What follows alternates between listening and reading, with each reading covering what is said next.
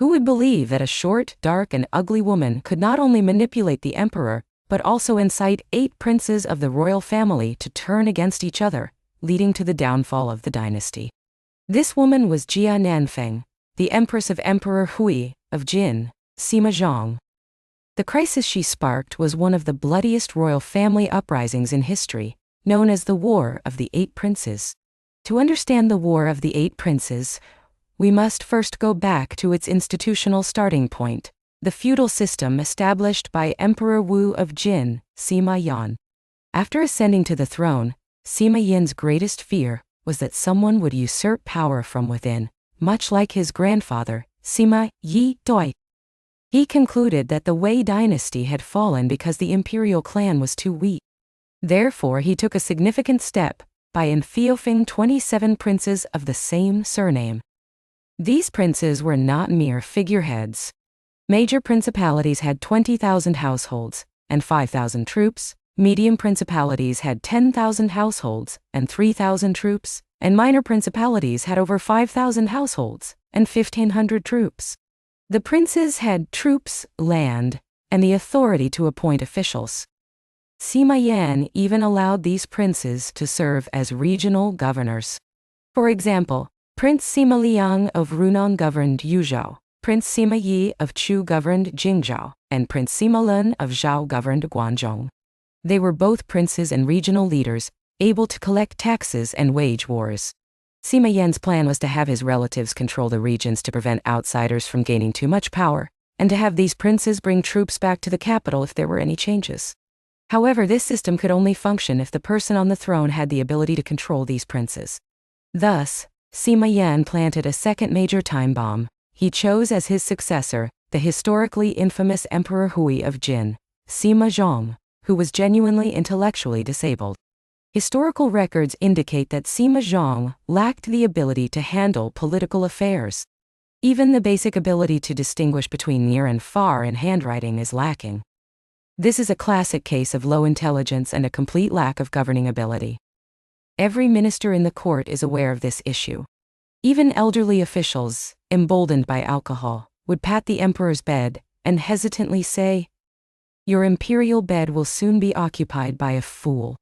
It's such a waste."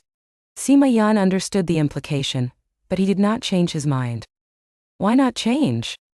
Firstly, Empress Yang did not agree. Empress Yang was Sima Yan's most beloved woman, and the Yang family's influence was significant at the time. She said, the eldest son should be established as the heir, not the most virtuous. How can this be altered? This is the ancient tradition. How can you change it? Empress Yang's words also resonated with Sima Yan's concerns. After all, Sima Zhong was the eldest son and legitimate heir. The Western Jin Dynasty had just been established, and he did not dare to easily break the tradition of primogeniture, fearing it would lead to conflicts among his sons. Moreover, he himself was uncertain, and wanted to see just how foolish his son truly was.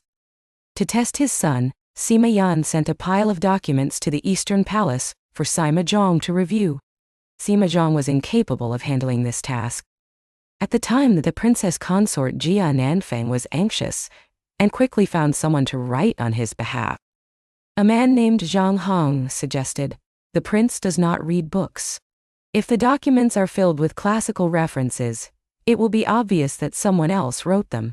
It's better to express the meaning in plain language." Jia Nanfeng had Zhang Hong draft the documents, which Sima Zhong then copied over.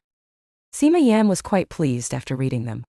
Although the handwriting was messy, the content of the reviews was satisfactory. Additionally, there was another reason. Sima Yan particularly loved Sima Zhong's son, Sima Yu. Sima Yu was intelligent from a young age. Once, during a fire in the palace, Sima Yu pulled at his grandfather's robe and led him to a dark corner, saying, "In the chaos of night, we should not stand in the light." Sima Yan greatly doted on this grandson. Even once said to his ministers, "My son will surely bring prosperity to the Sima family." He thought to himself, "It doesn't matter if my son is foolish, as long as my grandson is intelligent. When my son passes, my grandson can take over, and the family will still thrive." Thus, Sima Yan withstood internal and external pressures, insisting on keeping Sima Zhang as the crown prince. In 290 AD, Sima Yan passed away, and his foolish son Sima Zhang ascended the throne, becoming Emperor Shi Yui. The first to seize power after the foolish emperor's ascension was not a prince or in-law, but his wife, Jia Nanfeng. In just 3 steps, she turned the Western Jin court upside down. Jia Nanfeng sought power, but Vice-Regent Yang Jun held on to his authority too tightly, leaving no room for her. So, she resorted to using others to do her bidding. Jia Nanfeng knew that the imperial princes despised the power of the in-laws. She secretly contacted Prince Chu Sima Wei, falsely accusing Yang Jun of treason and urging him to march on the capital. She chose Sima Wei because he was then governing Jingzhou at just 20 years old, commanding a significant army and being young and impulsive, making him easy to incite. As expected, upon hearing the news, Sima Wei immediately led his troops to the capital, executing Yang Jun. Empress Yang was also deposed. With Yang Jun's death, power fell into the hands of Prince Ru and Sima Liang and the elderly Wei Guan. They attempted to strip Sima Wei of his military command and sent him back to his fiefdom. Jia Nanfeng seized this opportunity to send another secret edict to Sima Wei, accusing Sima Liang and Wei Guan of treason and ordering their execution. After killing the officials, Sima Wei believed he had seized power. However, the next morning, Jia Nanfeng abruptly changed her stance. She publicly announced that Prince Chu had forged an edict and killed officials. Without a chance to defend himself, Sima Wei was captured and executed on the spot. Thus, Yang Jun, Sima Liang, and Sima Wei all met their ends, leaving no one in the Western Jin court daring to challenge Jia Nanfeng. Jia Nanfeng's 8 years of dominance seemed peaceful. Inside, he harbored a deep concern. As Prince Sima Yu grew older and wiser, Jia Nanfeng knew that if Sima Yu ascended the throne, her fate would be sealed. In 299 AD, Jia Nanfeng took action. She first feigned pregnancy, adopting her brother's son to pass off as her own. Then she falsely accused Sima Yu of crimes and coerced Pan Yu into writing a treasonous document. She forced the intoxicated prince Zhao Cao to sign it and publicly announced that the prince had plotted rebellion, demoting him to a commoner. The news sent shockwaves through the kingdom, and the court began to stir with unrest. In 300 AD, Prince Sima Lun, the 9th son of Sima Yi, made his move. Among the feudal princes, he was the eldest and most ambitious. His advisors suggested a plan. Since the prince had been deposed and the populace was dissatisfied, they should persuade Empress Jia to kill the prince and then avenge him, thereby eliminating Empress Jia. Sima Lun found the idea appealing. He spread rumors that officials were planning to restore the prince's position. Already anxious, Jia Nanfeng grew even more fearful upon hearing these whispers. Seizing the opportunity, Sima Lun advised her to strike first. Deceived, Jia Nanfeng ordered Sima Yu's death in Jinling City in March 300 AD. When Sima Yu refused to take poison, he was beaten to death with a kitchen utensil. With the prince's death, Sima Lun immediately turned against her. He allied with other princes, marched into the palace, and claimed to be avenging the prince, capturing Empress Jia. She was demoted to a commoner and imprisoned in Jinling City. Soon after, Sima Lun sent her a cup of poisoned wine, ending her life there. This marked the first purge of the War of the 8 Princes, with the emperor's wife killed in the name of avenging the prince. However, the story did not end there. After eliminating Empress Jia, Sima Lun believed his merits were unparalleled. Deciding to go all out, Sima Lun deposed the feeble emperor and seized the throne himself. This move enraged other princes, leading Sima Jing, the prince of Qi, Sima Ying, the prince of Chengdu, and Sima Yao, the prince of Hejian, to join forces and rebel against Sima Lun.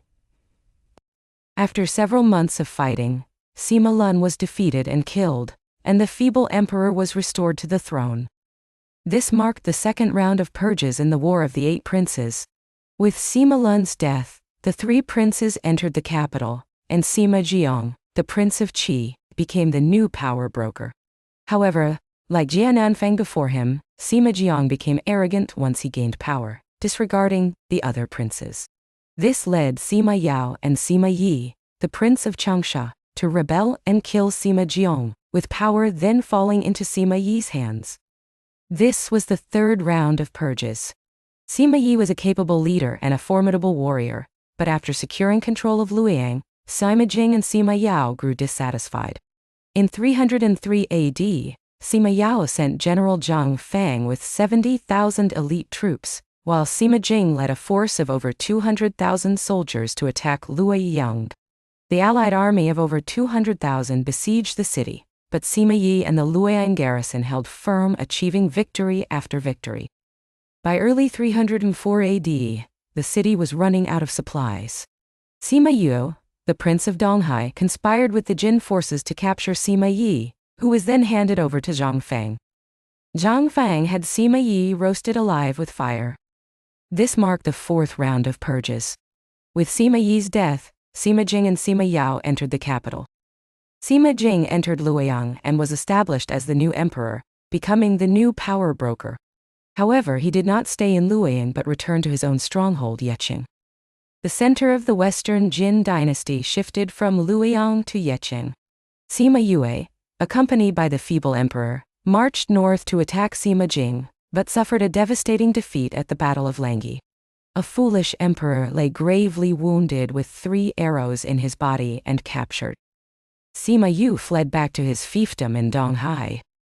At this juncture, Sima Yu's younger brother, Sima Teng, made a fateful decision.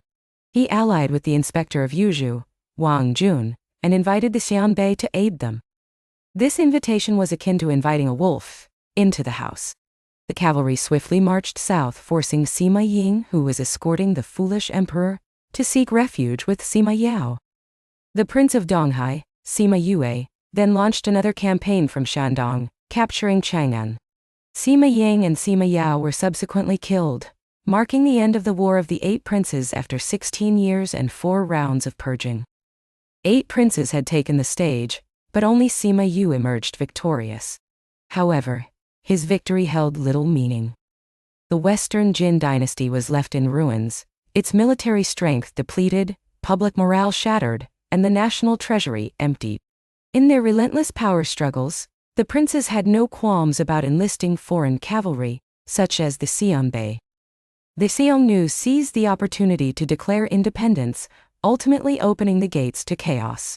Looking back, who should bear the responsibility for the fall of the Western Jin Dynasty? Jia Nanfeng ignited the conflict by murdering the crown prince, setting off a chain reaction. The 8 princes engaged in mutual slaughter, reducing the once great dynasty to ruins. Yet, the ultimate blame lies with Sima Yan. His decision to install an incapable heir to the throne proved fatal. A ruler lacking the ability to govern would inevitably lead to the decline of imperial authority. Sima Yan believed that by fragmenting the imperial clan he could secure his rule. However, he overlooked the fact that the princes would only submit when the central authority was strong. When the center grew weak, the princes would rebel. In his later years, Sima Yan indulged in extravagance, tolerated corruption, and favored treacherous officials, leaving the court in disarray. Historians often remark that a dynasty must first rot from within before it can be conquered by external foes. The Western Jin Dynasty followed this tragic trajectory.